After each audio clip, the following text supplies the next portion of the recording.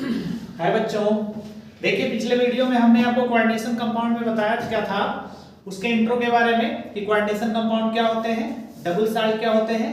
अब हम next video में उसके आगे बढ़ते हैं, लेकिन प्लीज अगर आप लोगों ने मेरे चैनल को सब्सक्राइब नहीं किया है तो प्लीज इसको सब्सक्राइब करिए, लाइक करिए और शेयर जरूर करिए, ठीक है, ताकि वीडियो मैक्सिमम बच्चों तक पहुंच सके और वो उसका क्या कर सके, लाभ ले सके।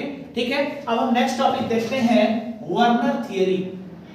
वर्नर थियरी के बारे में देखिए, हमने आपको बताया भी था कि फादर ऑफ कोऑर्डिनेशन कंपाउंड कौन है, अल्फ्रेड वर्नर, और इन्होंने एक कंपाउंड की कब खोज की थी, 1893 में की थी, जिसके लिए 1913 में इनको क्या मिला था, नोबेल प्राइज, और इनको फादर ऑफ कोऑर्डिनेशन कंपाउंड भी क्या कहा गया। ठीक है, अगर हम बात करें वर्नर थियरी की, तो वर्नर थियरी में क्या कहा गया, वर्नर थियरी में कहा गया कि जो मेटल होता है उसकी दो तरह की बैलेंसीज होती हैं। एक बैलेंसी जो होती है वो प्राइमरी बैलेंसी होती है, और जो दूसरी बैलेंसी होती है उसको हम क्या कहते हैं, सेकेंडरी बैलेंसी कहते हैं। सेकेंडरी बैलेंसी कहते हैं।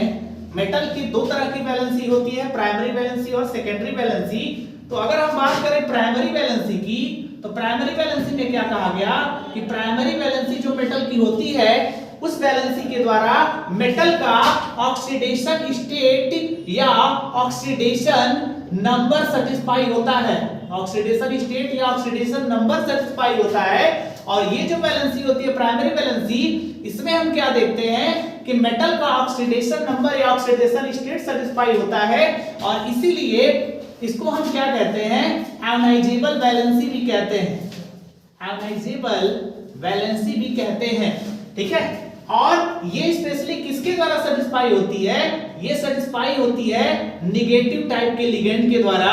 किसके द्वारा, निगेटिव टाइप के लिगेंड के द्वारा ये क्या होती है, सेटिस्फाई होती है। और अगर हम बात करें इसके आगे, तो ये क्या होती है, नॉन डायरेक्शनल होती है। क्या होती है, नॉन डायरेक्शनल होती है, मतलब कि जो लिगेंड इसमें जुड़ता है मेटल से उसका कोई डायरेक्शन नहीं होता। ठीक है, मतलब ये क्या होती है, नॉन डायरेक्शनल होती है, ना तो legend X axis, Y axis और जेड एक्सिस किसी भी डायरेक्शन में नहीं जुड़ता है, नॉन डायरेक्शनल बैलेंसी होती है ये। और जो लिगेंड मेटल से जुड़ता है वो कैसे जुड़ता है, डॉटेड लाइन से जुड़ता है। कैसे जुड़ता है, डॉटेड लाइन से जुड़ता है। ठीक है, डॉटेड लाइन से। क्लियर, फिर से अगर हम देख लें तो हमें क्या कह सकते हैं कि वर्नर थ्योरम में क्या कहा गया कि मेटल की दो तरह की बैलेंसी होती है। होती है प्राइमरी बैलेंसी, जिसके द्वारा मेटल का ऑक्सीडेशन नंबर या ऑक्सीडेशन स्टेट सेटिस्फाई होता है। इसको हम आयोनाइजेबल बैलेंसी भी कहते हैं, क्योंकि ये स्पेशली किसके द्वारा सेटिस्फाई की जाती है, निगेटिव लिगेंड के द्वारा सेटिस्फाई की जाती है, या निगेटिव आयंस के द्वारा सेटिस्फाई की जाती है। इस बैलेंसी को हम नॉन डायरेक्शनल भी कहते हैं, क्योंकि इसमें जो लिगेंड जुड़ता है मेटल से वो किसी डायरेक्शन से नहीं जुड़ता। ठीक है, this is the non directional and dotted line. इसको रिप्रेजेंट हम किससे करते हैं, मेटल से जब ये लिगेंड जुड़ते हैं तो वो डॉटेड लाइन से जुड़ते हैं। कैसे जुड़ते हैं, डॉटेड लाइन से जुड़ते हैं। अब अगर हम बात करें मेटल की जो सेकेंडरी बैलेंसी है, मेटल की सेकेंडरी बैलेंसी क्या होती है, तो अगर हम मेटल की सेकेंडरी बैलेंसी की बात करें तो इसके द्वारा मेटल का कोऑर्डिनेशन नंबर सेटिस्फाई होता है। और अगर हम इसकी बात करें तो इसको हम क्या कहते हैं, नॉन आयोनाइजेबल बैलेंसी कहते हैं। क्या कहते हैं, नॉन आयोनाइजेबल बैलेंसी कहते हैं। ठीक है, इसमें अगर हम बात करें तो लिगेंड किस टाइप का होगा, लिगेंड इसमें देखिए निगेटिव टाइप का भी हो सकता है या न्यूट्रल टाइप का भी हो सकता है। लिगेंड कैसा हो सकता है, निगेटिव टाइप का भी हो सकता है और न्यूट्रल टाइप का भी हो सकता है। अगर हम बात करें सेकेंडरी बैलेंसी की, तो ये क्या होता है, ये डायरेक्शनल होता है। क्या होता है, डायरेक्शनल होता है, मतलब कि इसमें जो लिगेंड जुड़ेंगे, मतलब निगेटिव या न्यूट्रल लिगेंड जो जुड़ेंगे मेटल से, वो कहां से आएंगे, डायरेक्शन से आएंगे, एक्स, वाई और जेड डायरेक्शन से ऐड होंगे, वो मेटल से जुड़ेंगे। इसका मतलब क्या कि अगर हम बात करें ये क्या होगा, डायरेक्शनल होगा। और इसको हम कैसे दिखाएंगे, इसको हम सॉलिड लाइन से दिखाएंगे। कैसे दिखाएंगे, सॉलिड लाइन से दिखाएंगे। ठीक है, क्लियर। ठीक है, देखो बेटा, हमने कोऑर्डिनेशन कंपाउंड में जो नेक्स्ट टर्म देखा, वो क्या देखा, वर्नर थ्योरी देखा। हमने आपको बताया भी था कि अल्फ्रेड वर्नर ने क्या किया 1893 में, ठीक, कोऑर्डिनेशन कंपाउंड की खोज की, ठीक, या वर्नर थ्योरी दिया, जिसके लिए 1913 में इनको क्या मिला, नोबेल प्राइज मिला। क्या मिला, नोबेल प्राइज इनको मिला, ठीक है, अल्फ्रेड वर्नर को। और अल्फ्रेड वर्नर को ही हम क्या कहते हैं, फादर ऑफ, पिछली वीडियो में हमने आपको बताया भी था, father of coordination compound, ROR, coordination chemistry, ठीक है। हमने आपको बताया था कि वर्नर थ्योरी में क्या कहा गया कि मेटल की जो होती है दो वैलेंसी होती है, एक वैलेंसी क्या होती है, प्राइमरी वैलेंसी होती है, ठीक, और एक वैलेंसी क्या होती है, सेकेंडरी वैलेंसी होती है। जो मेटल की प्राइमरी वैलेंसी होती है उसके द्वारा या उसके थ्रू मेटल का ऑक्सीडेशन नंबर या ऑक्सीडेशन स्टेट सेटिस्फाई होता है। इस वैलेंसी को हम आयनाइजेबल वैलेंसी भी कहते हैं, क्योंकि ये वैलेंसी नेगेटिव आयंस या नेगेटिव लिगेंड के द्वारा सेटिस्फाई होती है और इसके द्वारा मेटल का ऑक्सीडेशन स्टेट सेटिस्फाई होता है। इसीलिए इसको हम क्या कहते हैं, आयनाइजेबल वैलेंसी भी कहते हैं। नॉन डायरेक्शनल हम इसको इसलिए कहते हैं क्योंकि इसमें जो लिगेंड जुड़े होते हैं उनका कोई पर्टिकुलर डायरेक्शन नहीं होता, और ये जो लिगेंड होते हैं जब ये मेटल से जुड़ते हैं तो डॉटेड लाइन से जुड़ते हैं। कैसे जुड़ते हैं, डॉटेड लाइन से जुड़ते हैं, ठीक है। ये तो मेटल की प्राइमरी वैलेंसी की बात हो गई। अब हम बात करें मेटल की सेकेंडरी वैलेंसी की, तो सेकेंडरी वैलेंसी के द्वारा क्या होता है, सेकेंडरी वैलेंसी के द्वारा मेटल का कोऑर्डिनेशन नंबर सेटिस्फाई होता है, ठीक। और इस वैलेंसी को हम नॉन आयनाइजेबल इसलिए कहते हैं क्योंकि इसमें जो लिगेंड यूज होता है वो न्यूट्रल भी हो सकता है और नेगेटिव लिगेंड भी यूज हो सकता है, इसीलिए इसको हम नॉन आयनाइजेबल वैलेंसी भी कहते हैं, क्योंकि इसमें पर्टिकुलर नेगेटिव आयन के द्वारा ये वैलेंसी सेटिस्फाई नहीं होती, न्यूट्रल लिगेंड भी हो सकता है, ठीक। ये जो वैलेंसी होती है इसको हम डायरेक्शनल कहते हैं। क्यों डायरेक्शनल कहते हैं, क्योंकि इस वैलेंसी में जो लिगेंड होता है जब वो मेटल से जुड़ता है तो एक पर्टिकुलर डायरेक्शन के थ्रू जुड़ता है, x डायरेक्शन, y डायरेक्शन और z डायरेक्शन, और ये जब मेटल से लिगेंड जुड़ते हैं तो सॉलिड लाइन के थ्रू जुड़ते हैं। कैसे जुड़ते हैं, सॉलिड लाइन के थ्रू, ठीक है, क्लियर। और अगर हम प्राइमरी वैलेंसी में लिगेंड की बात करें तो कैसे जुड़ते हैं, डॉटेड लाइन के थ्रू जुड़ते हैं, क्लियर ना। देखो बेटा, हमने आपको बताया इसके पहले कि वर्नर ने क्या किया, अपनी एक थ्योरी प्रपोज की जिसको क्या कहा गया, वर्नर थ्योरी कहा गया। कब दिया इन्होंने, 1893 में दिया। मैंने आपको पिछली वीडियो में बताया भी था, जिसके लिए इनको 1913 में क्या नोबेल प्राइज मिला, और इनको हम क्या कहते हैं, फादर ऑफ कोऑर्डिनेशन कंपाउंड या फादर ऑफ कोऑर्डिनेशन केमिस्ट्री भी कहते हैं। पिछली वीडियो में हमने बताया था, ठीक है। इसको हम स्टेटमेंट के थ्रू समझेंगे, ठीक है। अगर हम बात करें मेटल की, तो मेटल की दो तरह की वैलेंसी होती है। जो पहली वैलेंसी होती है वो क्या होती है, प्राइमरी वैलेंसी। हमने आपको बताया भी कि जो प्राइमरी वैलेंसी होती है मेटल की, उसमें क्या होता है कि मेटल का ऑक्सीडेशन स्टेट सेटिस्फाई होता है, ठीक है। और ये क्या होती है, आयनाइजेबल होती है, क्योंकि इसमें जो लिगेंड यूज होता है या जो आयन यूज होता है वो किस तरह का होता है, नेगेटिव टाइप का होता है। जैसे अगर हम यहाँ देखें COCl3, तो COCl3 में अगर हम बात करें तो एक Cl पे एक माइनस, तो 3 Cl है तो 3 माइनस, इसका मतलब यहाँ कितने प्लस होंगे, 3 प्लस होंगे, मतलब इसका ऑक्सीडेशन स्टेट क्या है, कोबाल्ट का 3 है, +3 है। लेकिन आपको पता है कि वैलेंसी जो होती है वो प्लस या माइनस में नहीं होती है, इसकी वैलेंसी क्या होगी, 3 होगी। अगर हम अगले एग्जांपल की बात करें CuSO4, CuSO4 की अगर हम बात करें तो SO4 पे डबल माइनस होता है, तो Cu पे क्या होगा, डबल प्लस होगा। इसका मतलब इसका ऑक्सीडेशन स्टेट +2 है, इसका मतलब यहाँ वैलेंसी क्या होगी, 2 होगी। और हम किसकी बात कर रहे हैं, ये देखो, ये जो वैलेंसी है वो ऑक्सीडेशन स्टेट मेटल की सेटिस्फाई कर रही है, और यहाँ वैलेंसी कितनी होगी, 2 होगी। अगर हम AgCl की बात करें तो एक Cl पे एक माइनस होगा, ठीक। इसका मतलब क्या, Ag पे कितना प्लस, 1 प्लस होगा। अगर हम इसके वैलेंसी की बात करें Ag की, तो क्या होगी, 1 होगी।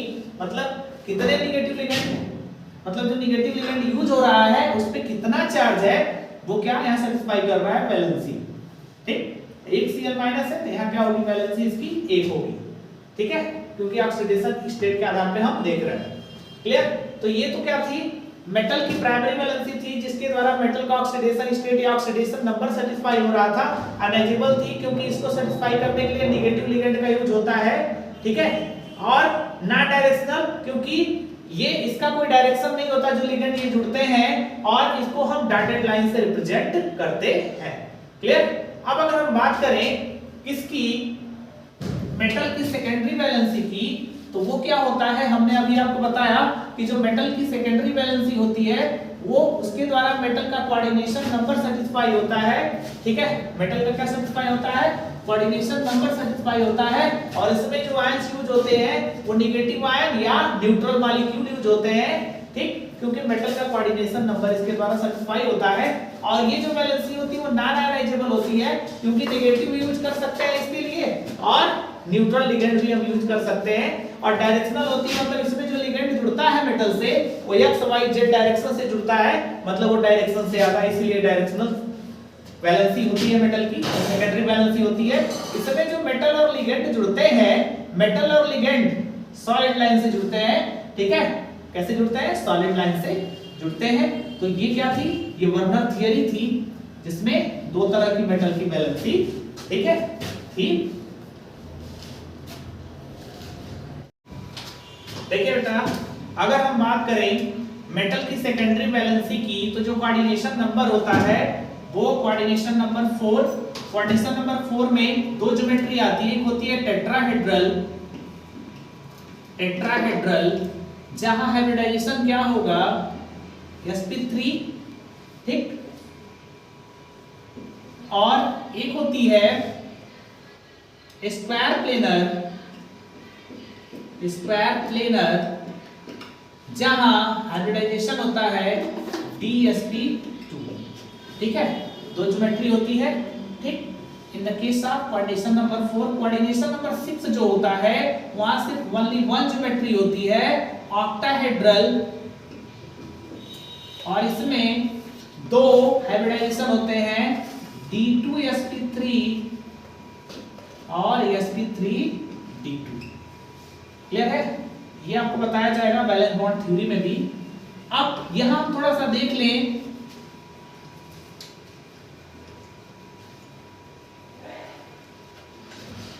जैसे मान लो कि एक वर्नर फार्मूला है कोबाल्ट Cl3.6NH3। अभी हमने क्या पढ़ा कि कोऑर्डिनेशन नंबर 4 और कोऑर्डिनेशन नंबर 6 के बारे में। तो अगर आप देखेंगे तो ये क्या है, एक नेगेटिव लिगेंड है, क्योंकि एक Cl पे एक माइनस होता है, और ये क्या है, NH3 पे 0 चार्ज होता है, इसका ऑक्सीडेशन स्टेट 0 होता है। तो देखो हमको यहीं से समझ जाना चाहिए कि जो कोबाल्ट मेटल है इसकी जो प्राइमरी वैलेंसी है वो कौन सेटिस्फाई करेगा, Cl के द्वारा सेटिस्फाई होगी, और जो सेकेंडरी वैलेंसी होगी वो NH3 के द्वारा ही क्या हो जाएगी, सेटिस्फाई हो जाएगी, क्योंकि यहाँ 6NH3 लिखा है, मतलब कोऑर्डिनेशन नंबर 6 होगा। क्लियर, और कोऑर्डिनेशन नंबर 6 होगा। तो देखो अगर हम इसके स्ट्रक्चर की बात करेंगे तो जो NH3 है वो जब कोबाल्ट से जुड़ेगा तो सॉलिड लाइन के थ्रू जुड़ेगा या 6 कोऑर्डिनेट बॉन्ड के थ्रू जुड़ेगा, और जो Cl जुड़ेगा वो डॉटेड लाइन के थ्रू जुड़ेगा। क्लियर, किसके थ्रू जुड़ेगा, डॉटेड लाइन के थ्रू जुड़ेगा। जब इसको मॉडर्न फार्मूला में ले जाएंगे तो हम क्या देखेंगे मॉडर्न फार्मूला में, कि जो देखो जो सेकेंडरी वैलेंसी लिगेंड सेटिस्फाई करता है वो सेंट्रल मेटल एटम के साथ कहां होता है, कोऑर्डिनेशन स्फीयर के अंदर होता है, और जो प्राइमरी वैलेंसी सेटिस्फाई करता है लिगेंड वो कोऑर्डिनेशन स्फीयर के कहां होता है, बाहर होता है। इसका मतलब क्या कि मेटल के साथ जो लिगेंड कोऑर्डिनेशन स्फीयर के अंदर होगा वो मेटल की सेकेंडरी वैलेंसी को सेटिस्फाई करेगा, और जो कोऑर्डिनेशन स्फीयर के बाहर होगा वो मेटल की प्राइमरी वैलेंसी को सेटिस्फाई करेगा। अंदर वाला लिगेंड मेटल के कोऑर्डिनेशन नंबर को सेटिस्फाई करेगा, और बाहर वाला लिगेंड मेटल के ऑक्सीडेशन स्टेट को सेटिस्फाई करेगा। कभी-कभी ये देखा गया है कि अंदर अगर लिगेंड नेगेटिव टाइप का है और न्यूट्रल टाइप का है, तो जो नेगेटिव टाइप का है लिगेंड वो प्राइमरी वैलेंसी भी सेटिस्फाई करता है, और कहीं ना कहीं मेटल की सेकेंडरी वैलेंसी को भी सेटिस्फाई करता है। आगे हम एग्जांपल के थ्रू आपको बताएंगे। फिलहाल इतना जान लो कि अगर ये वर्नर फार्मूला की बात करें तो वर्नर फार्मूला में क्या होगा कि जो न्यूट्रल लिगेंड होंगे वो क्या मेटल के कोऑर्डिनेशन नंबर को सेटिस्फाई करेंगे, और नेगेटिव लिगेंड मेटल के ऑक्सीडेशन स्टेट को सेटिस्फाई करेंगे। जब मॉडर्न फार्मूला में ले जाएंगे तो जो कोऑर्डिनेशन नंबर को सेटिस्फाई करते हुए लिगेंड होंगे वो मेटल के साथ कोऑर्डिनेशन स्फीयर के अंदर होंगे, और जो प्राइमरी वैलेंसी को सेटिस्फाई करेंगे नेगेटिव लिगेंड वो कोऑर्डिनेशन स्फीयर के बाहर होंगे, जैसा कि यहाँ दिया गया है।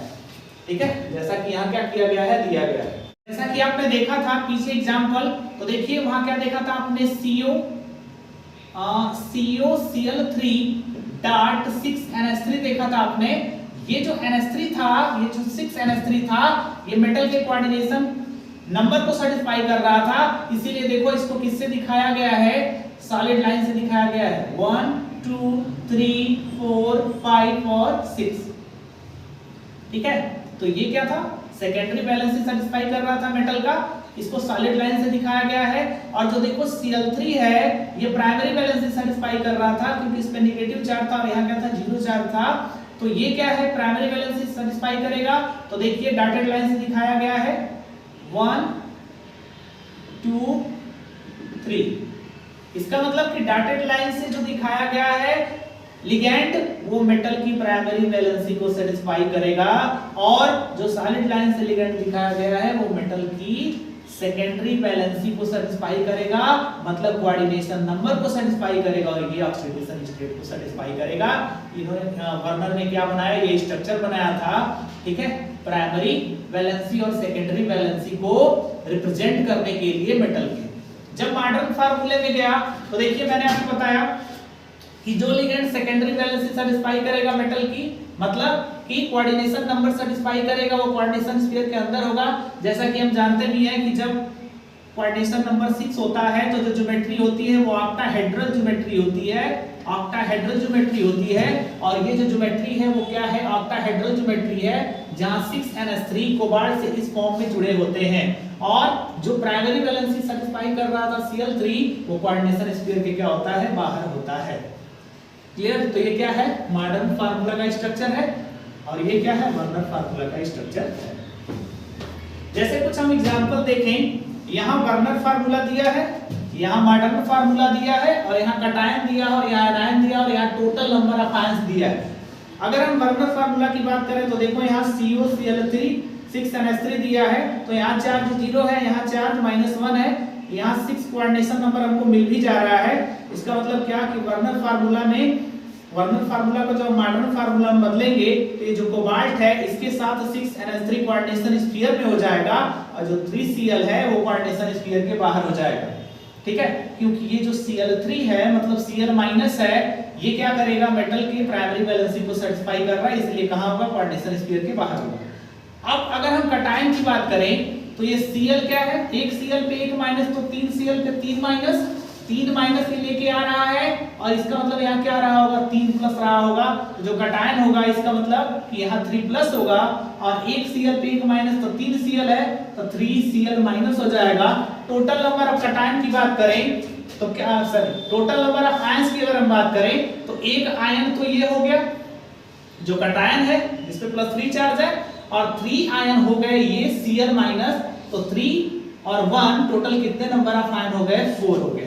अगर हम अगले एग्जांपल में बात करें तो यहाँ हम क्या देख रहे हैं कि यहाँ NH3 की संख्या क्या है, 5 है। इसका मतलब कोऑर्डिनेशन नंबर 6 पूरा नहीं हो रहा है, एक Cl को हमको क्या करना पड़ेगा, इसके साथ लेना पड़ेगा। तो जब इसको हम मॉडर्न फार्मूले में ले जाएंगे तो देखो Cl कहाँ चला गया है, ठीक, NH3 के साइड, मतलब कि वो कहाँ चला जाएगा, कोऑर्डिनेशन स्फीयर में चला जाएगा।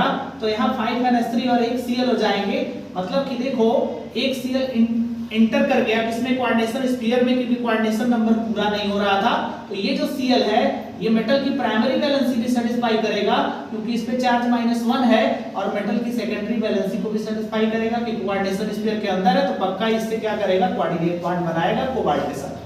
ठीक है, तो यहाँ अगर हम बात करें तो हमें क्या कह सकते हैं कि 5 NH3 और एक Cl ये कोऑर्डिनेशन स्फीयर में होंगे मेटल के साथ, जिसमें ये Cl क्या करेगा, Cl इसके प्राइमरी वैलेंसी और सेकेंडरी वैलेंसी दोनों को सेटिस्फाई करेगा, और जो 2 Cl बाहर है वो सिर्फ प्राइमरी वैलेंसी को सेटिस्फाई करेंगे। तो अगर यहाँ टोटल नंबर ऑफ आयन हम देखें तो देखो ये तो जो कोऑर्डिनेशन स्फीयर वाला पोर्शन है ये एक आयन हो जाएगा, क्योंकि देखो ये 0 चार्ज और ये -1, और यहाँ +2 रहा होगा तभी 2 Cl आए होंगे, मतलब इस -1 के होने के बाद भी यहाँ +2 है, मतलब कोबाल्ट का ऑक्सीडेशन स्टेट +3 होगा। ठीक है, तो एक आयन तो ये हो गया, जब +2 चार्ज है इस पे तो कोऑर्डिनेशन स्फीयर एक आयन हो गया, और एक Cl पे 1 माइनस, तो 2 Cl पे 2 माइनस, तो 2 ये हो गए और एक ये, टोटल कितने हो जाएंगे, 3 आयन हो जाएंगे। तो देखो एक कटायन हो गया और 2 Cl माइनस, तो 2 और 1 3 टोटल नंबर ऑफ आयन कितने हो जाएंगे? 3। ये जो अगला एग्जांपल है तो यहाँ क्या है 4NH3 है, कहीं ना कहीं कोऑर्डिनेशन नंबर 6 नहीं हुआ, तो 2 Cl यहाँ से क्या होगा इस फॉर्म में जाएगा जो मेटल की प्राइमरी वैलेंसी को भी पूरा करे और सेकेंडरी वैलेंसी को भी पूरा करे। इसका मतलब क्या कि जब मॉडर्न फार्मूले में एंटर करेंगे तो क्या होगा CO होगा और NH3 कितना होगा 4NH3 होगा और 2 Cl एंटर कर गए तो Cl2 हो जाएगा। तो ये कोऑर्डिनेशन स्फीयर में चला गया, ठीक। तो ये क्या बना लिया कटायन, और एक Cl जो बच रहा है Cl3 में वो बाहर होगा। तो यहाँ 1 प्लस और एक Cl पे 1 माइनस, तो टोटल नंबर ऑफ आयन कितने हो जाएंगे? 1 आयन ये और 1 आयन ये, टोटल नंबर ऑफ आयन हो जाएंगे 2, ठीक है। क्योंकि देखो कोऑर्डिनेशन स्फीयर की अगर हम बात करें तो कोऑर्डिनेशन स्फीयर के अंदर 2 Cl और 1 Cl बाहर, तो ये तो मॉडर्न फार्मूला हो गया।